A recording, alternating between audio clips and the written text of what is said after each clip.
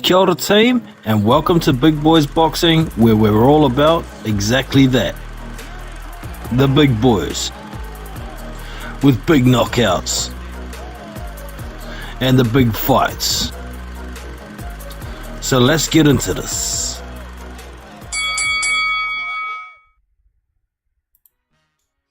What's going on, team? Welcome back to Big Boys Boxing. I'm Jono, your host.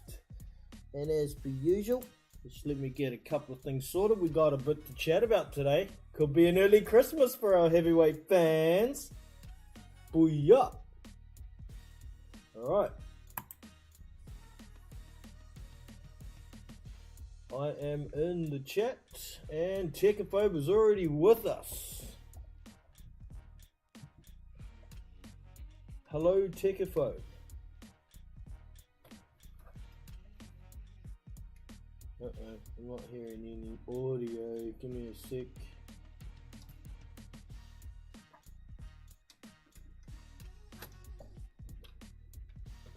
Give me a moment. Tekaphobe is there. But I'm just getting some things sorted. Give me a sec, team. Do a sound check here.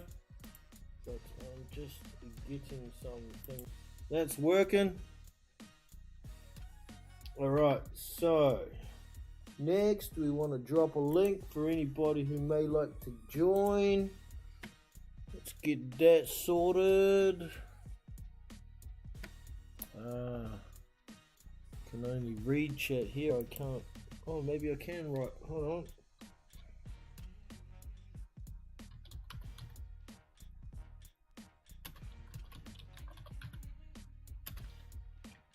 Drop the link. That worked. Now, can I pin it from here? I'm using the chat in my software, you see. And there we go. That's pinned to the top.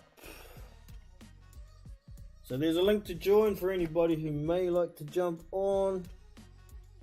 Like I say, Tekaphobe is already there, but he's quiet at present. Alright, let me double check. Right, there, everything's good to go. So, team, first what we shall do is I will play the news article about this fight. First, have a quick listen, okay?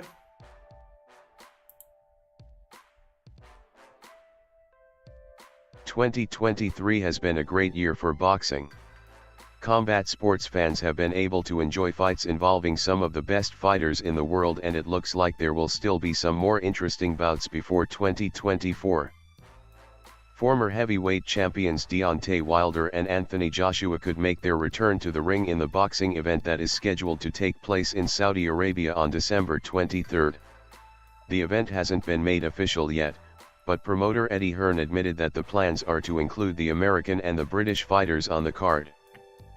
There had been previous rumors about two megabouts between Tyson Fury and Oleksandr Usyk and Deontay Wilder vs Anthony Joshua, but after Fury's performance against Francis Ngannou, the fight with the Ukrainian star will have to wait.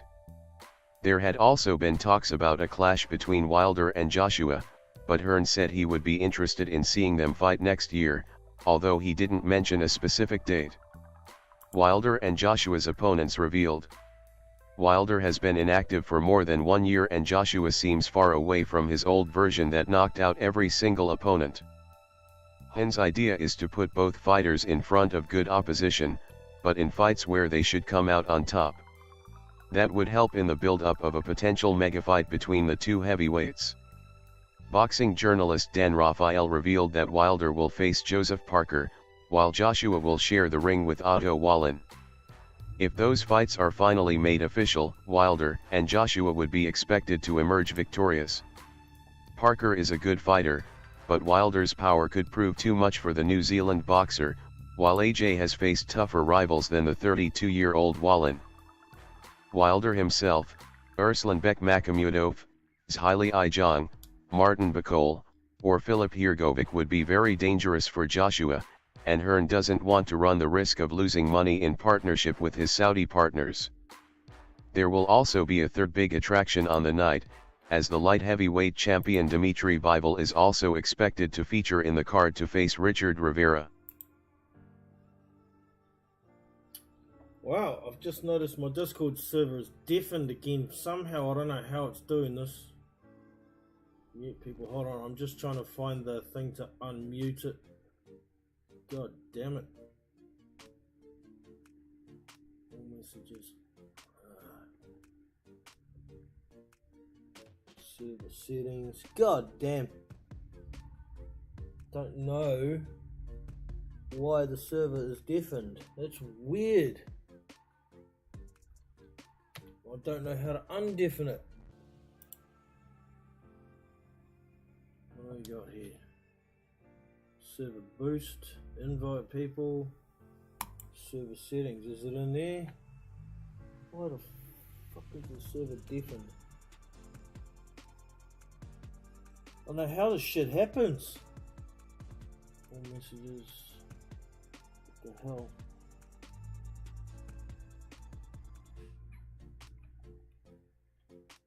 Server mute. Where is it?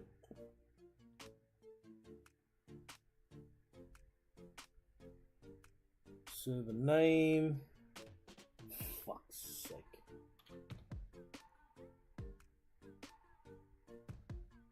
Display. God damn it. I'll try going to audio. Click on that. Server deafened. What's it say?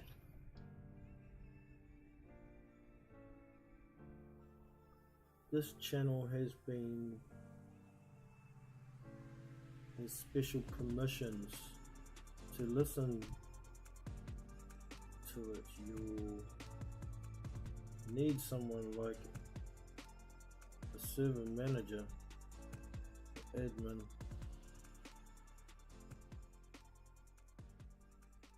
to undeafen you.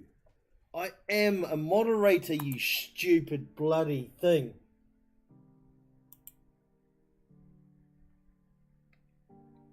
God damn it.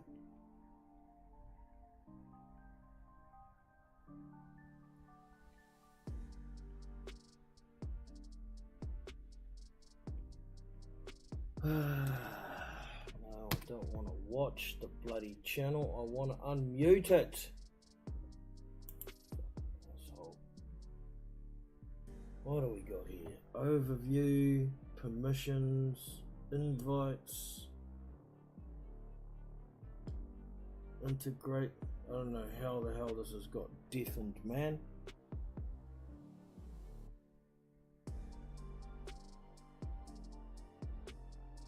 Auto. Oh, for fuck's sake. I had a good show lined up and then we get this shit.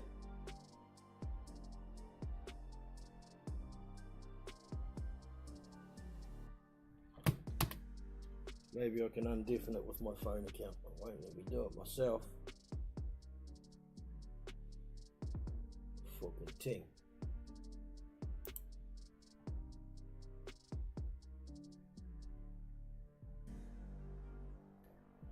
Yeah, I have to try on my phone.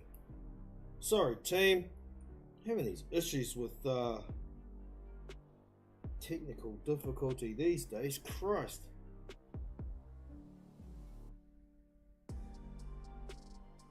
Go in on my phone and see what I can find.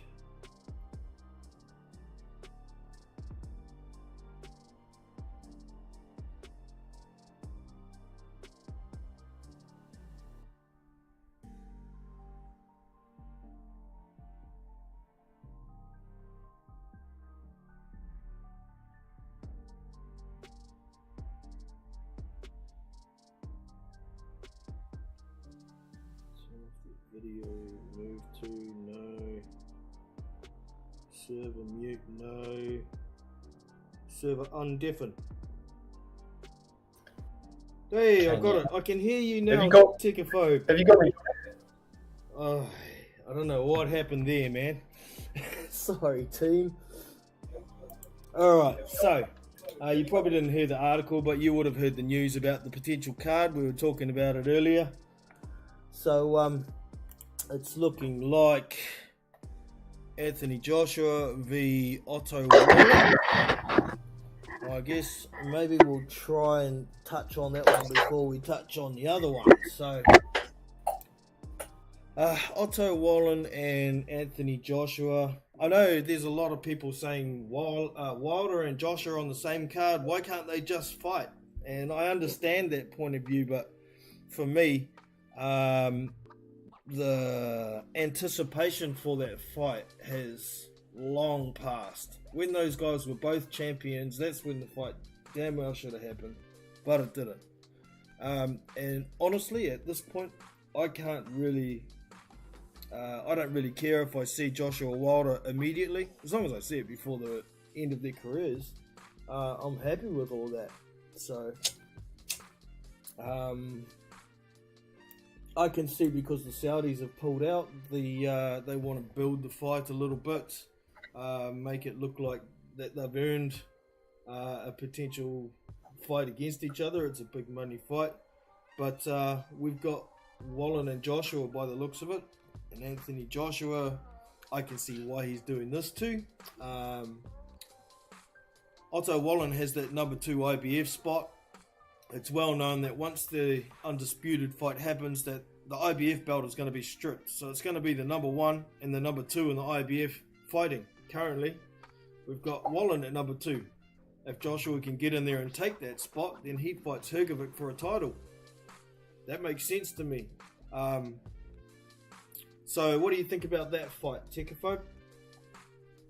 Sorry, Jono, which fight? The Wilder versus... No, Joshua and Wallin. Okay, I think it's a more even match than people will assume, I think. I think some people are quick to judge Joshua as being chinny and scared. I think that's wrong. Yeah. Wallin, only one man's beaten him, and Wallin looked good in that fight. I think, as other people have said, he rises to the occasion. I think it would be a great fight, Jono. Indeed.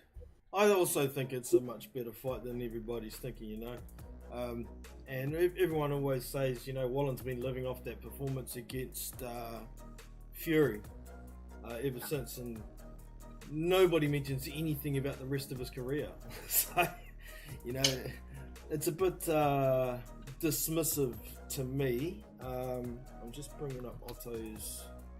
He's got a couple of wins on there. He's got your friend Dominic Brazil, and recently, of course, Gassiev, who I think perhaps people overrated. Indeed. Well, Gassiev hits hard, man. He hits real hard. He does. But he doesn't have much diversity in his game. He's looking for that one big shot. And I thought in that fight, Gassiev fought like he thought he was going to get a gift on the cards. He almost did, but he didn't. So there was some other names on. I remember Otto Wallin beating an undefeated guy years ago. Where the hell is it? It was, I think it was a Swedish guy. Someone Gravatt or something. Where is it? You're not confusing him with Hellenius, are you? No. I'll find it. I remember seeing the fight because I recorded it, but it clashed with a different fight, and I uploaded some of the fight from the 4th round on. But then Otto Wallin's team contacted me to ask if I had the rest of the fight. They wanted to get it for video. Adrian Granat. Where is he? There he is. Adrian Granat. At the time, he was 15-1. I thought he was 15-0. He was actually quite a highly touted prospect, this Adrian Granat, back before 2018 fought him. So the other person that Granat has lost to is Dimitrenko. I remember that fight too, actually. Yeah. But anyways, southpaw, 6'5.5", 6'6". And they have fought in the amateurs previous, I believe, as well. Joshua managed to get a win over Otto. So I think it's going to be interesting. You know, Wallen's quite cerebral. He's not a big puncher, not a prolific puncher or anything. And that fight against Tyson Fury, we saw him in. He was kind of fighting out of character in that fight. The rest of his career, he picks and pokes from the outside. He's got a half-decent jab. He's got reasonable footwork, and he seems to have a really good gas tank that he manages well.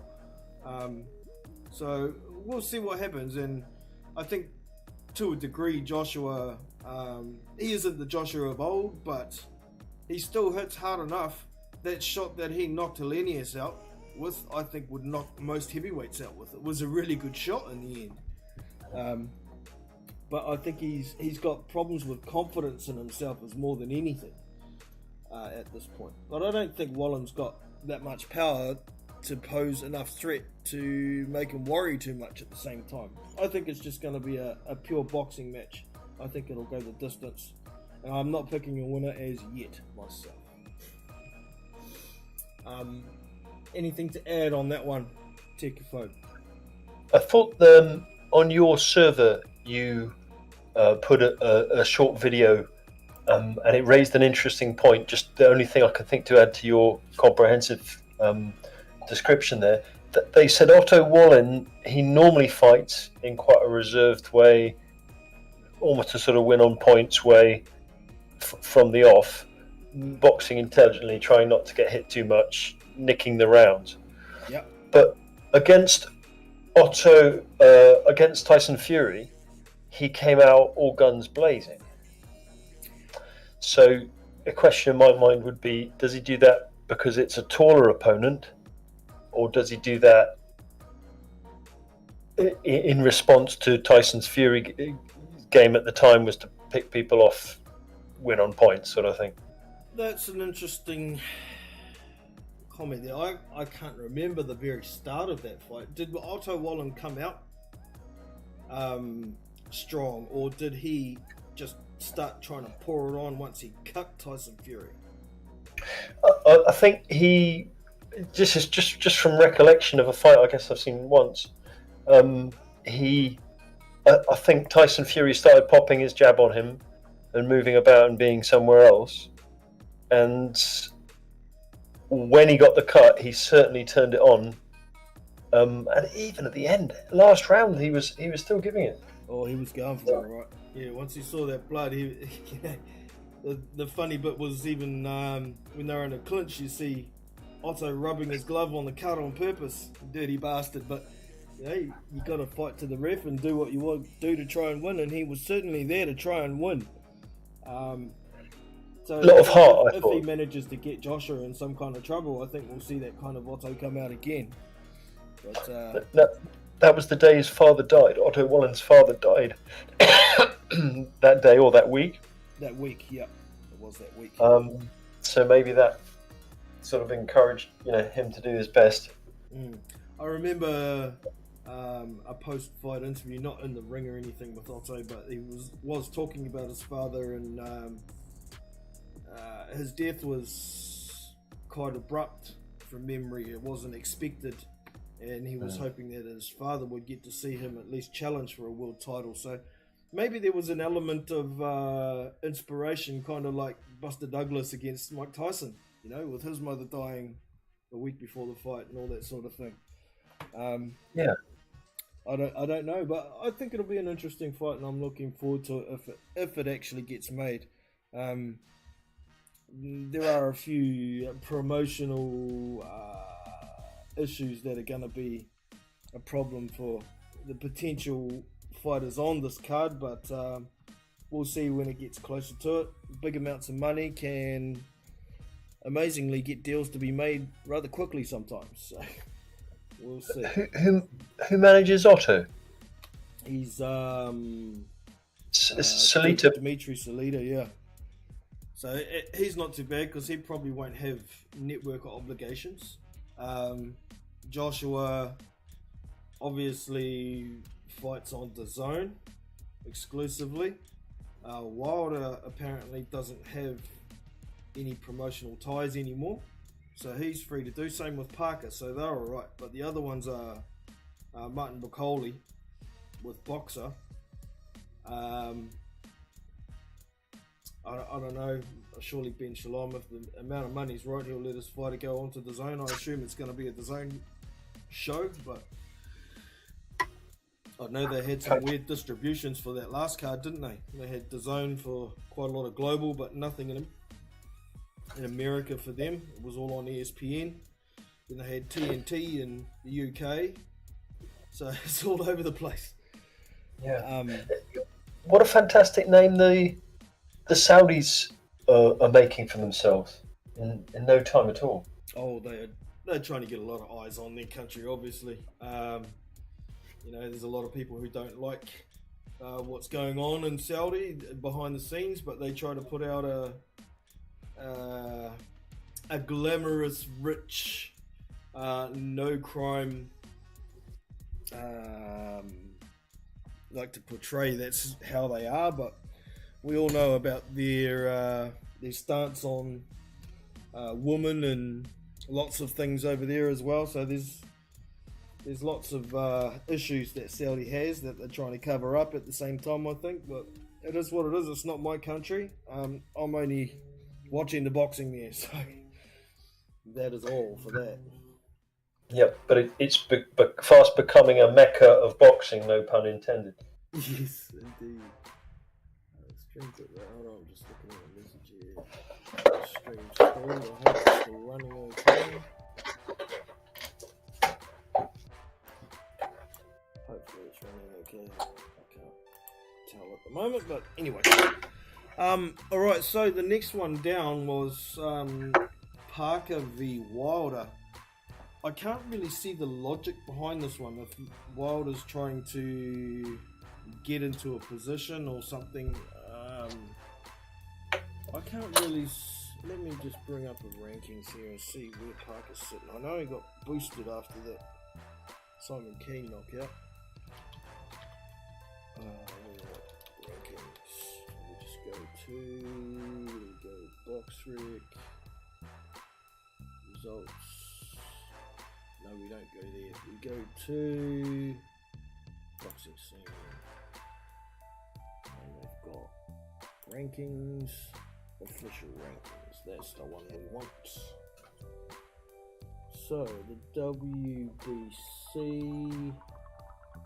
still got Deontay at number 1, Joshua at number 2, Makmadov 3, Sanchez 4, Ruiz 5. What? Oh, Jared Anderson 6. Okay, there's no chance of a final eliminator there for Wilder and Parker. The WBA has Deontay Wilder at number 1, Martin Bacoli number 2. See, those two really should be fighting on this card as a WBA final eliminator. Martin Bacoli and whom? Deontay Wilder. They're number 1 Okay. and number 2 in the WBA. Another great fight. That would be good. Currently, they've mentioned Martin Bacoli's name for this card, but at this stage, he's fighting the almighty TBA. So, we'll see. Was he not? He was not going to be matched with Hunter? They were thinking about it. Hopefully that would happen. I'd like to see that rematch. We'll see how it goes. So, what are we on? IBF now. We have Hergovic at number 1, Otto Wallen at number 2, Anthony Joshua at number 3, Joseph Parker at number 4, Jared Anderson at number 5, Frank Sanchez at number 6. So there's no Wilder Parker eliminator there. The WBO has Anthony Joshua at 1, Jared Anderson at number 2.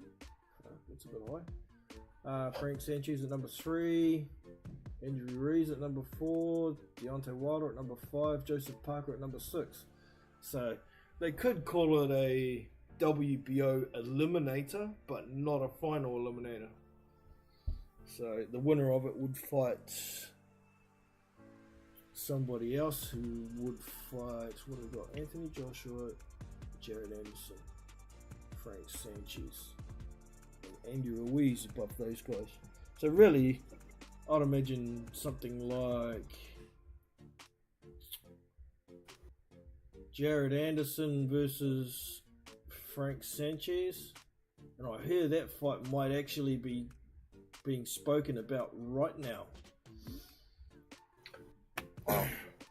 And that would work. But yeah, so there's no logical reason for Parker and Wilder to fight besides fighting for money and increase their rankings at this point. But I think that's also a very interesting fight. Many people instantly say, oh, Parker's just going to get knocked out. You got to think about how this would happen.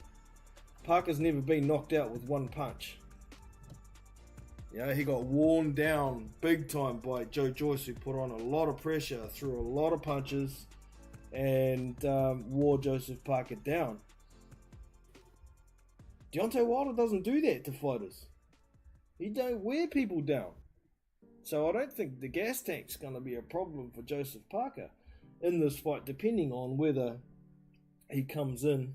If he comes in over 245, then maybe the gas tank will be a problem. I'd like to see him at about 240 for that fight. And there's also Deontay Wilder. If he comes in as heavy as he did against Tyson Fury in the third fight, he'll gas out in 2 rounds like he did in that fight too. So, but there's also the fact that Deontay Wilder hasn't been in the ring for over a year. He's only been in the ring for 45 seconds in 2 years. So that's a problem. He's also, 38 years old? So this type of inactivity coupled with being splattered by Tyson Fury twice, he might not be the Wilder that we used to know as well. I think it's a good fight. I think it's probably going to end up going the distance. And whoever's in the better shape and can put out the most volume for the fight, I think will probably win. Your thoughts, Tekafo? I think, talking of shape, Parker fluctuates more. He came in very fat against Joyce, I thought. And,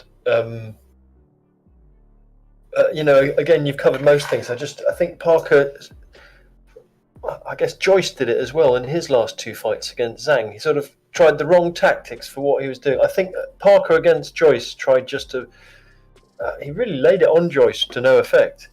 I think Parker is better when he tries to be sharp, stay out of trouble, wheel around people, double jab. It's not exciting boxing, but that's when he's had his best results, I think.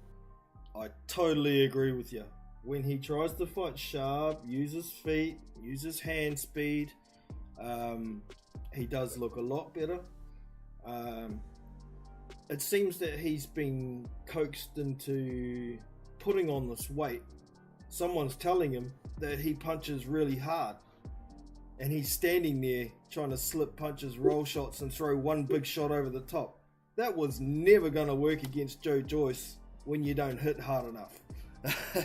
So his very next fight, when he fought Django Apelu down in Australia, who had beaten Hemiahio, he knocked him out in half a round, and he was looking light and sharp and fast. Even this last fight last weekend against Simon Keane, he was still too heavy. He didn't look as sharp, he didn't look as fast. Simon Keane made him look really good, but that's because Simon Keane is trash. So I don't think Wilder plays a very sort of leaning and holding and pulling type game. So I don't think Parker has to... I'm trying to think about what I've said. Maybe against Joe Joyce, you do have to come in heavy just to absorb the shots or to lean against him if you have to. But I don't... Yeah, I like him when he's just like you, just what you said, John. Yeah. But yeah, Deontay Wilder, like you say, he doesn't roll shots and all that sort of thing. He basically moves forwards and backwards and uses range. He doesn't have the fastest feet. He's pretty clumsy. But Parker at the same time has issues with moving his feet forward fast, jabbing his way in. And his inside game isn't that great, so he's better as a mid-range fighter. Try and fight in the pocket, get inside the optimum range for Deontay Wilder and let something go inside. But I can see Wilder trying to grab hold of him pretty quick, or if Parker gets inside, he ends up cutting the range down too much and then smothers his own work. So I don't know. I think it's going to be a very interesting fight. With the few facts that Parker's been keeping busy. He's only 31 years old. Deontay Wilder hasn't been busy, and there's no test on his chin since he fought Tyson Fury. He could be broken. He could be gone. His legs could be gone. I don't know. So I think we'll learn a lot from the weigh-in when it actually happens, if the fight actually happens too. So it should be interesting. Anything else to add there, Tech Folk? It will probably come to me later, Jono. No, thank you. Sweet as. All right, just have a quick squiz through the chat. We've got Phil Carl Roberts in the house. We've got Aussie. Good on ya. We've also got Stephen in the house, aka Marla. Good to see y'all in. And we've got the Iron Kong as well. Good to see you, Iron. So here, what's Stephen saying here? Give me a quick look.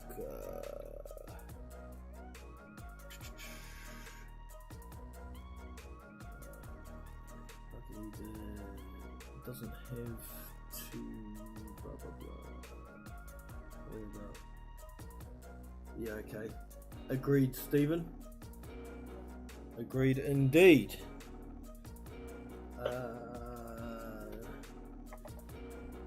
So this Parker fight gonna happen? Well, there's no reason why not. Both Wilder and Parker are free agents at the moment, so it's like, put your hand out, give me the check, I'll be there. Simple as that. I'd be a little more worried about Wallen and Joshua, but at the same time, I think Dimitri Salita will be trying to pick his tongue up off the floor, drooling at the possibility of getting the AJ payday. So I think that's one of the main reasons. I did see Otto Wallen talking about him potentially standing aside to let Joshua fight Hrgovic for a vacant title. He said hell to the no. He wouldn't be doing that. And at the time I thought, well, I think I even said it to you, Tekafogos. I thought Otto Wallen was the most likely candidate to take a fight against Joshua rather than wait for the title shot. And it seems just that, the other day. Yeah, I think that might be the case that's going to happen. I honestly think Otto thinks he can beat Joshua, and then he will fight for the title against Hrgovic. So we'll see what happens. I think it's a good situation having some other names in amongst the mix at the top, rather than just Fury, Joshua Wilder, and Usyk. So these top guys have to keep proving that they are still the top guys.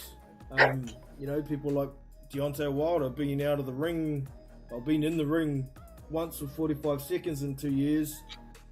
I can't rank him in the top 3 at the moment anymore, or top 4, because he hasn't proved it to me recently. Have to be active enough to keep your position. If you don't stay active enough, you go down the rankings. You're aging. Some would perhaps say, Jono, that technically he's beaten Hellenius recently, but I agree he's not fought much since Tyson. Regarding Parker, perhaps what I should have said, I think he may have less fights than Deontay Wilder, but he's got more experience. So Deontay Wilder had a lot of tomato cans and a lot of very very swift fights. Yes. Parker's been in there with multiple world champions, hasn't he? Well, he spars with Fury. Sorry, he spars with Fury all the time. Yeah. He's been in there with Joshua Ruiz, so that's 2 champions. He held the belt of some sort of his own, so he's more experienced but younger. He didn't look good in many fights close in, like Junior Fa. He looked awful, I thought, or maybe Fa made him look awful. But he finished with a good uppercut against Simon Keane, so I think he's built his inside game somewhat. Yeah, you'll see fighters that are quite technical tend to make Joseph Parker look bad. Hughie Fury was one of them. Junior Fa was one of them. Who was the other one? Oh shit, he looked real bad against Razvan Kajanu, didn't he? In that title defense, but to be fair, Razvan was in his camp for the Hughie Fury, so he knew exactly what was going on. But yeah, see, if Joseph Parker fought Otto Wallen, I'd pick Wallen all day because he's technical and he's long, and he'd be a nightmare for Joseph Parker. Somebody who throws punches with intent to hurt somebody, those are the kind of fighters that Joseph can possibly look better against because he's quick, he gets opportunities, and he makes the other fighter look slower. But not having enough power for the one shot could be a problem against Wilder. You know, it's only going to take possibly one shot from Wilder at optimum range, and it could be over. But I don't know, man. I think it's an interesting fight. If it had have happened when Joseph Parker and Deontay Wilder were both champions, I would have picked Wilder all day at that point. But that never happened at the time. What was it? Parker was offered $1 million New Zealand dollars for a unification fight. He's sweet as. You can keep your $1 million. I'll go and see Anthony Joshua for 13. Thank you. $1 million isn't cut a lot of ice these days, is it? No. I think it was 750 grand US was the amount. So that was that.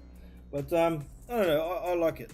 I like the potential of those two fights. There is Martin Bacoli and Daniel Dubois being spoken about to be on the card. See, there's another promotional issue with Daniel Dubois. If it's going to be at the Zone card, Daniel Dubois is a Queensbury fighter. So, I don't know.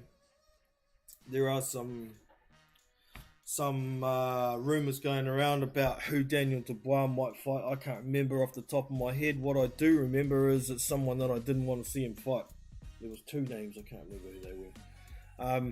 And like you were saying earlier, Techphobe, it's being rumoured that maybe Michael Hunter and Martin Bacoli will get that rematch on. I hope they do. Michael Hunter, far out. That dude hasn't been in the ring and had a meaningful fight for years. I thought when he went over to Triller to try and make a bit of money, he bloody lost to Jerry Forrest, but he got out of it with a draw. So, and he's been in trouble in fights since then as well, against very much lesser known names. Shit, I didn't even know he'd even fought anymore since then, mate. He was on such a roll. He beat, obviously, Bacoli, perhaps before Bacoli had beaten some of the opponents he has, but he beat Bacoli, drew with Povetkin. He had a good little run of wins, and then sort of fell off the cliff. He smacked over some. Was it Nathan Gorman? No, who was it? So his last fight was who? Miguel Cubos? Who the? What? Yeah, he had like 9 rounds, life and death for somebody. I haven't got the record in front of me, but oh shit! I've got Michael Hunter Senior. That's why. Okay. Junior. There we go. Michael Hunter Junior. No, it's still coming up with Senior. Yeah, so he's been doing this. exhibition stuff. Scott Alexander, Jerry Forrest.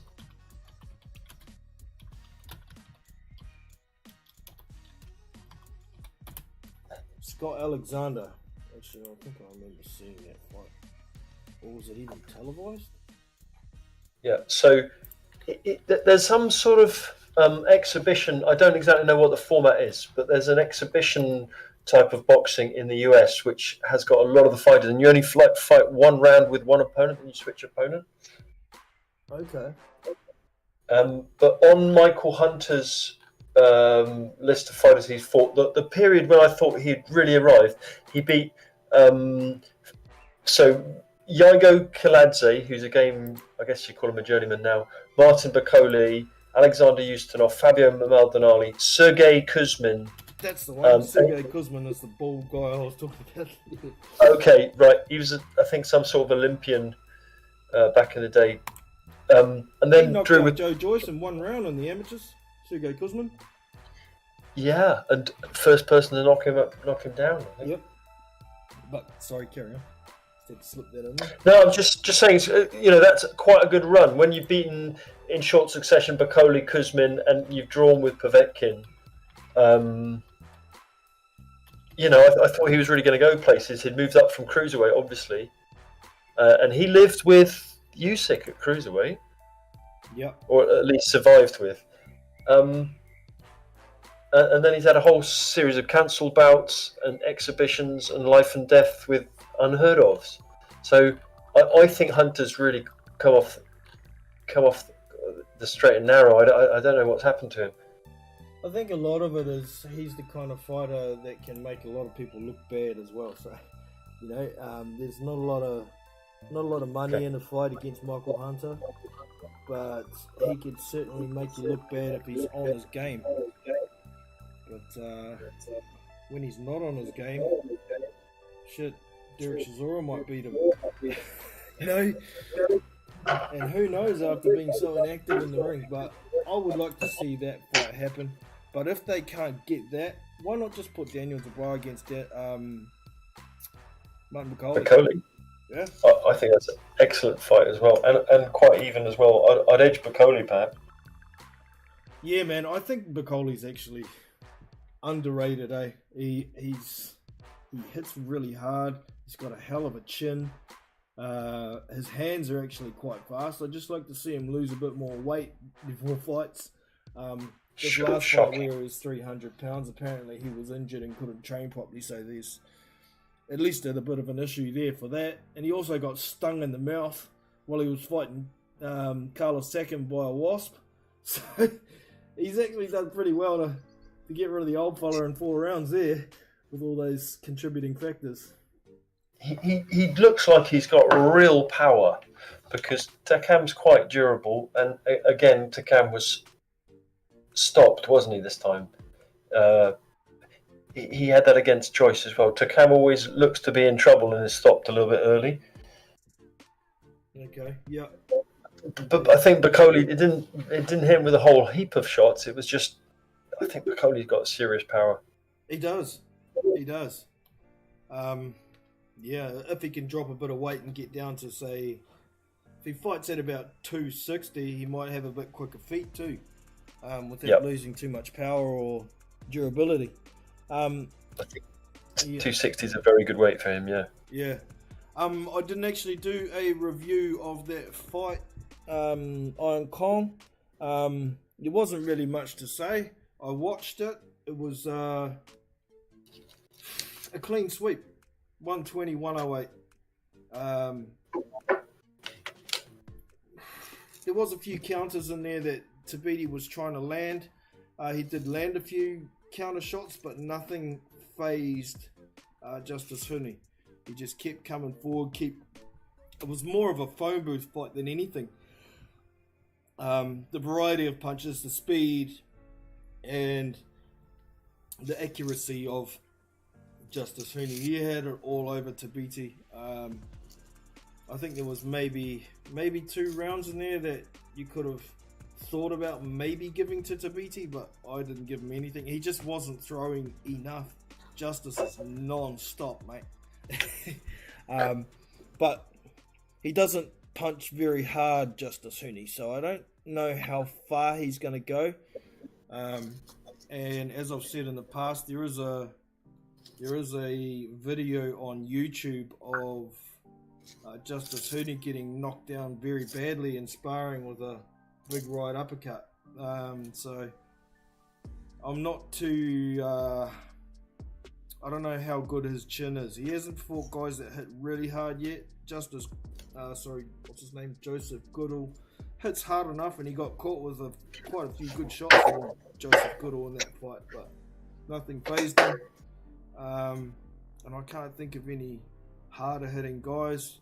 Django Apilu doesn't hit as hard. Who else did he fight? Did he fight Paul Geller? I think he did. Justice Hooney fought Paul Gallen, but got pieced up all night again. So same sort of thing there, Kong. But that's basically my a fight I want to see Justice Hooney in. Actually, is one I mentioned to Tekafo the other day as well. Was Solomon Dakers, who couldn't knock out a wank, versus Justice Hooney, who also couldn't knock out a wank. So let's get it on. Those guys can punch each other all night, and it'll be an entertaining fight. But Solomon Dakers has an upcoming fight, doesn't he? Let us know, Tikfo. He does indeed. I will find that information. He has an upcoming fight versus Webster. I think it's Michael Webster. Yeah. On the 18th of November in Manchester.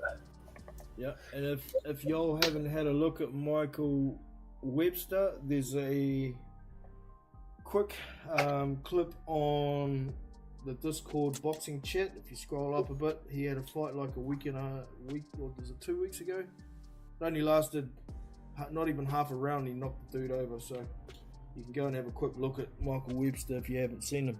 But I think that's going to be an interesting fight as well.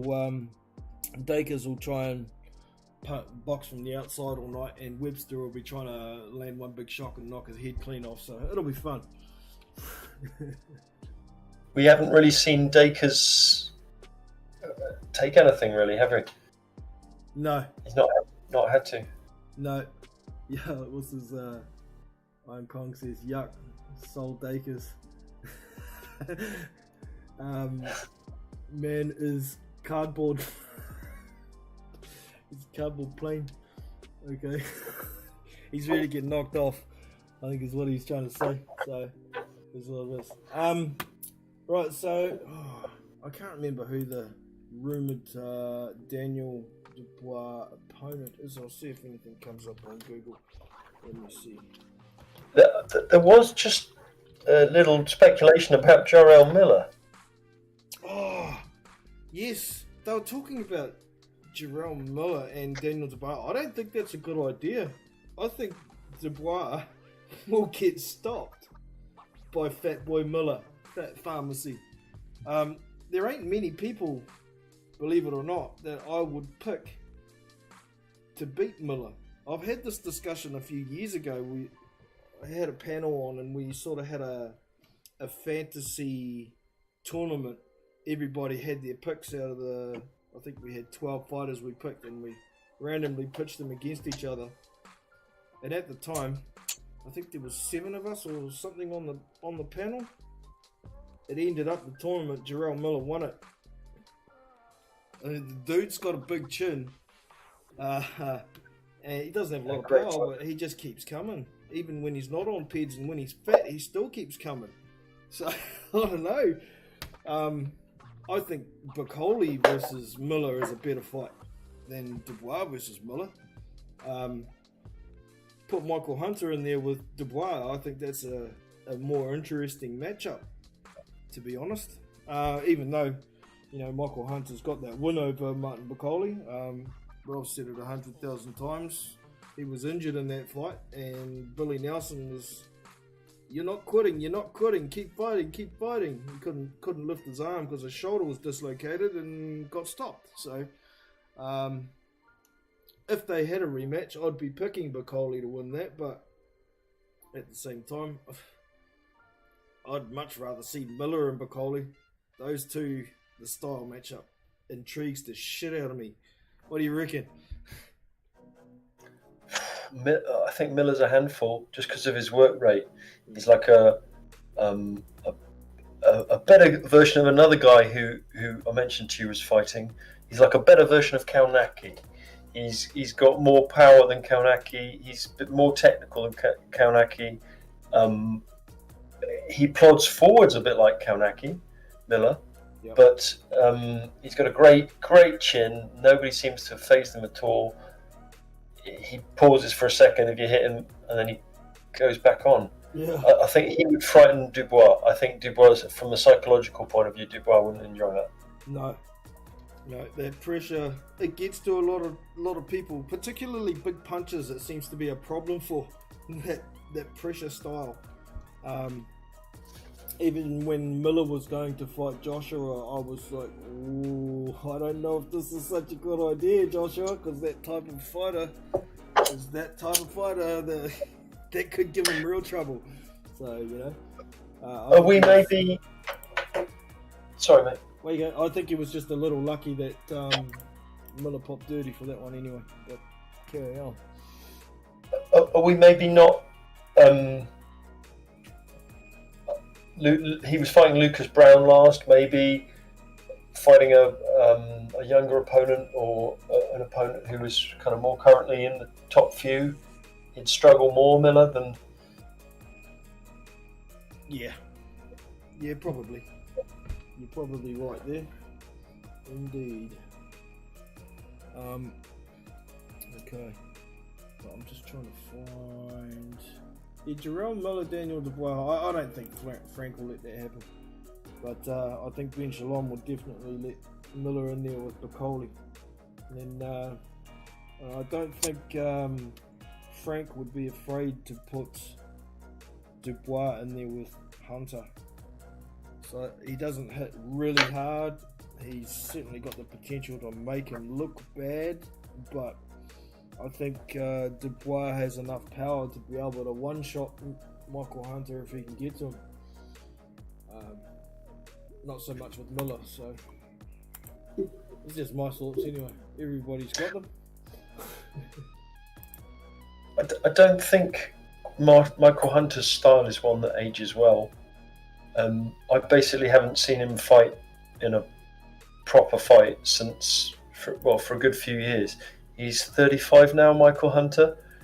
How will his style, based upon him being evasive and a little bit unusual in the way that he moves, he sort of ducks down here and pops up there, a bit like a different size version of Huey Fury, you know, the way he... Yes, good point. So I don't think Hunter's got massive power. He's got a good chin, but I don't know how age will affect him. Indeed. And layoff. That inactive as well. It all adds up, doesn't it? Yeah. I'd probably worry about a fighter more who was 35 that had a long layoff than one who was 30 that had a long layoff. But it depends what they're doing in the what training they're doing. Indeed. Daniel Dubois to face Jarrell Miller. Yep, that's definitely who they're talking about. December 23rd. It's looking like it. Yeah, no other names here. I thought there was 2 names. But yeah, that works. I don't mind. I really hope we get this card. I was kind of hoping that we might get Bacoli Makhmudov, since they were both on that card earlier. I don't know, but Francis Ngannou ain't going to be fighting on that card. He's trying to concentrate on getting a rematch with Fury. I think he's pushing shit uphill there. Why would Fury want a rematch? You know, I don't think the Saudis will pay $100 million for that type of shit second time around, will they? No, I think what's his name? Ngannou definitely has some stock where he could fight against a real boxer inside the top 10 to 15 and make some decent money and possibly make some waves. But at this point, yeah, I think he's pushing shit uphill trying to get that Fury rematch. So that's what it is. And I think we just about covered everything for today, lads. Don't forget to like and subscribe if you haven't already. Get over and check out the Big Boys Discord server. The link is in the description. We do a lot of stuff over there. And I think I'm about to start doing a 3-monthly top 10 for Big Boys rankings. So keep an eye out for a video where you can drop your top 10. They'll all go into a pot and the points will all be added up. So your number 1 fighter will be worth 10 points, number 10 fighter worth 1 point, so on and so forth. And we'll get that moving in the next sort of couple of weeks, so keep an eye out. Yeah, and that's about us. Thank you very much for joining us today, Techophobe. Appreciate the company and the opinion. Thank you, pal. Nice talking to you, viewers. Thank you for your attendance. Indeed. All right. Yeah, I better go add up some scores for the Prediction League and check out some new fights for next week. And I'll catch you all next time, team. For now, yeah. See you.